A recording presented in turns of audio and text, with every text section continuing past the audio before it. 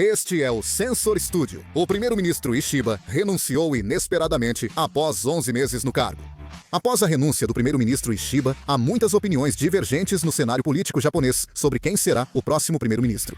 Hoje vamos analisar esse assunto em detalhes. Vamos conferir agora. Como todos sabem, o primeiro-ministro Ishiba foi derrotado tanto na Câmara dos Deputados quanto na Câmara dos Conselheiros. Foi a primeira vez, desde a fundação do partido em 1955, que perdeu a maioria em ambas as casas ao mesmo tempo.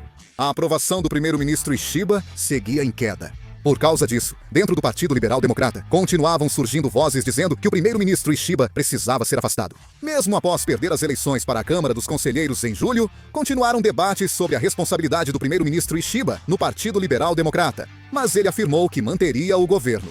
Ele chegou até mesmo a sugerir a dissolução da Câmara dos Deputados ou a realização de eleições gerais, mostrando continuamente uma postura de conter as forças anti-Ishiba dentro do Partido Liberal Democrata. A resistência no Partido Liberal Democrata era muito forte. Como o primeiro-ministro Ishiba mencionou a possibilidade de dissolver a Câmara dos Deputados, aumentaram as críticas tanto da situação quanto da oposição, dizendo que o primeiro-ministro Ishiba queria dissolver o parlamento apenas para se manter no cargo. O primeiro-ministro Ishiba não era muito respeitado no Partido Liberal Democrata. Era considerado oposição no Partido Liberal Democrata e sempre atuou fora do grupo principal. Na verdade, embora o primeiro-ministro Ishiba tivesse um certo apoio do público, ele se tornou primeiro-ministro Ishiba porque não tinha força suficiente dentro do partido. Desde 2008, tentou 4 vezes ser presidente do Partido Liberal Democrata, mas fracassou por falta de apoio interno. Para você ter uma ideia, os aliados próximos do primeiro-ministro Ishiba chegaram a pedir para ele, pelo menos, comparecer aos jantares das facções. Então, imagine como ele era fraco em relações pessoais. Isso mostra como ele não cuidava dessas relações. Essa falta de influência dentro do partido acabou voltando para o primeiro-ministro Ishiba. Ishiba afirmou que não deixaria o cargo de primeiro-ministro. No Partido Liberal Democrata, para derrubar o primeiro-ministro Ishiba, eles tomaram uma medida ousada de considerar uma eleição antecipada para a liderança, equivalente a um voto de desconfiança fatal contra o primeiro-ministro. Em 8 de setembro, seria confirmada a eleição antecipada para a liderança, com 295 parlamentares e 47 representantes regionais, totalizando 342 pessoas. Se mais de 172 pessoas apoiarem a realização antecipada da eleição para a liderança, a eleição poderá ser realizada antes do previsto. Se os votos favoráveis aumentassem, o primeiro-ministro Ishiba teria que sair do cargo. Isso era ruim para o primeiro-ministro Ishiba, e a opinião pública também não o apoiava totalmente. Segundo pesquisa do Yomiuri, 161 eram a favor, 50 contra e 131 não responderam, destacando maioria favorável. Na Fuji Televisão foram 151 a favor, 56 contra e 135 sem resposta. Por isso, o primeiro-ministro Ishiba precisou renunciar.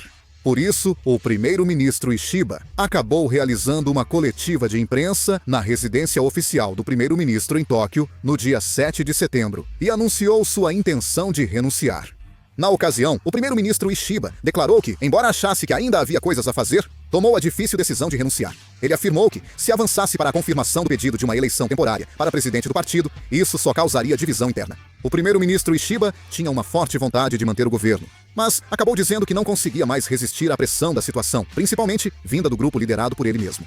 O primeiro-ministro Ishiba renunciou com mais de 2 anos de mandato restantes. Quem será o próximo primeiro-ministro? Como o Japão é um país com sistema parlamentarista, assim como no nosso país, o presidente é eleito pelo povo e o líder do partido com a maioria das cadeiras se torna o primeiro-ministro. O próximo primeiro-ministro será decidido após a eleição do presidente do Partido Liberal Democrata e, em seguida, uma eleição de nomeação do parlamento. Mas, normalmente, quem vence a eleição para presidente do Partido Liberal Democrata acaba se tornando o primeiro-ministro. Atualmente, o primeiro-ministro Ishiba apoia Shinjiro Koizumi, ministro da Agricultura, Florestas e Pescas, conhecido como Fanku Saekija. Na noite de 6 de setembro, o primeiro-ministro Ishiba chamou Shinjiro Koizumi à residência oficial e conversou com ele por 2 horas antes de anunciar sua renúncia. Mesmo assim, essas são as 2 pessoas mais prováveis. São Sanae Takaichi, ex-ministra de Segurança Econômica, de direita linha dura, e Shinjiro Koizumi, conhecido pelo estilo descontraído. Recentemente, a popularidade do ministro da Agricultura, Silvicultura e Pesca, Shinjiro Koizumi, tem aumentado gradualmente. Shinjiro Koizumi foi nomeado ministro da Agricultura, Silvicultura e Pesca no governo Ishiba e está recebendo elogios por ter contribuído para a estabilização do preço do arroz. Quem virar primeiro-ministro enfrentará grandes desafios. O Partido Liberal Democrata já se tornou minoria no governo. O principal agora é quem melhor cooperar com os partidos de oposição. No momento, sem a cooperação do Partido Komeito, que faz parte da coalizão governista, e de alguns partidos de oposição, será difícil até mesmo aprovar o orçamento ou tratar de projetos de lei. Assim, apenas nesse ponto, Koizumi, ministro da Agricultura, Florestas e Pescas, parece levar vantagem. O ex-primeiro-ministro Suga, mentor de Koizumi, ministro da Agricultura, oferece a ele uma forte rede de contatos na política japonesa. Atualmente, há especulações de que o representante Tamaki Yuichiro, que está expandindo sua influência rapidamente, também pode cooperar facilmente com o grupo do ministro da Agricultura, Florestas e Pescas, Koizumi. No Partido Liberal Democrata, há uma facção chamada Equipe Koizumi, indicando sua forte posição no partido. Em comparação, há análises de que a ex-ministra da Segurança Econômica, Takaichi, que tem uma postura conservadora e de direita, pode trazer de volta para o Partido Liberal Democrata os votos dos conservadores que migraram para partidos como o Partido da Participação, que defende o Japão em primeiro lugar, ou o Partido Democrático Nacional. De qualquer forma, independentemente de quem seja escolhido, espera-se que a administração do governo continue sendo difícil. Seria interessante dar uma olhada nos resultados das pesquisas de opinião. De acordo com uma pesquisa de opinião recente, realizada pelo jornal Yomiuri, a ex-ministra da Segurança Econômica, Takaichi, foi considerada a política mais adequada para liderar o Partido Liberal Democrata, com 24%. O ministro da Agricultura, Koizumi, ficou em segundo lugar, com 21%. A pesquisa mostrou que Takaichi, ex-ministra da Segurança Econômica, teve pontuação mais alta.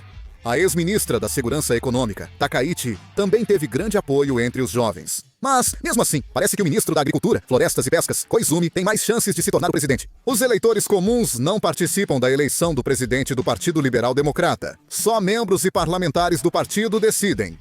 Por causa disso, o ministro da Agricultura, Florestas e Pescas, Koizumi, tem uma posição mais sólida dentro do partido do que a ex-ministra da Segurança Econômica, Takaichi. Por isso, há análises dizendo que Koizumi está em uma posição relativamente mais favorável. Pesquisa do Nihon Keizai mostra que 32% dos apoiadores do Partido Liberal Democrata preferem Koizumi, ministro da Agricultura, Florestas e Pescas, e 17% apoiam Takaichi, ex-ministra da Segurança Econômica. Assim, Koizumi pode ser o próximo primeiro-ministro.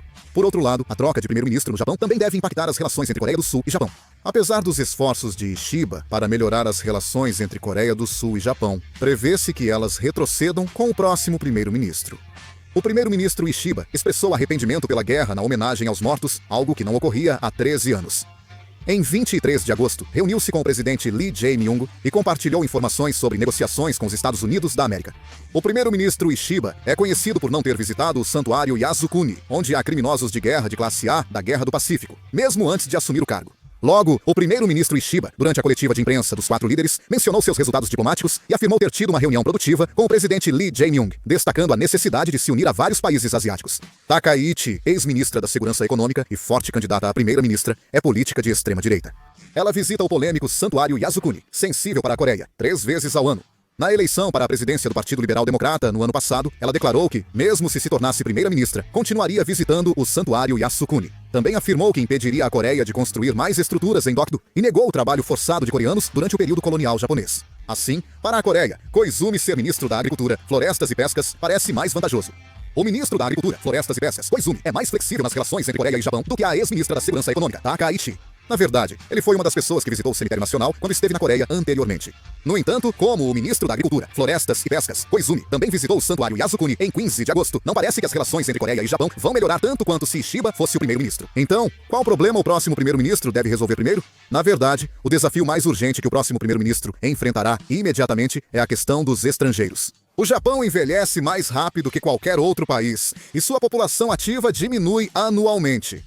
Como é difícil conter a queda populacional só com incentivos à natalidade, cresce a ideia de que será inevitável aumentar o número de trabalhadores estrangeiros e imigrantes. O problema é que a sociedade japonesa ainda é muito conservadora em relação à aceitação de estrangeiros. O governo japonês começou a abrir o mercado de trabalho desde o governo Abe. Porém, surgiram vários problemas. Estrangeiros no Japão, turistas e trabalhadores causaram diversos problemas sociais, não apenas um ou dois. Por causa disso, o ressentimento contra estrangeiros aumentou. Isso também contribuiu significativamente para o crescimento do partido Chamjeong. O Partido Liberal Democrata deve resolver logo a questão dos estrangeiros. Se o futuro primeiro-ministro ignorar isso, a sociedade japonesa vai se polarizar rapidamente.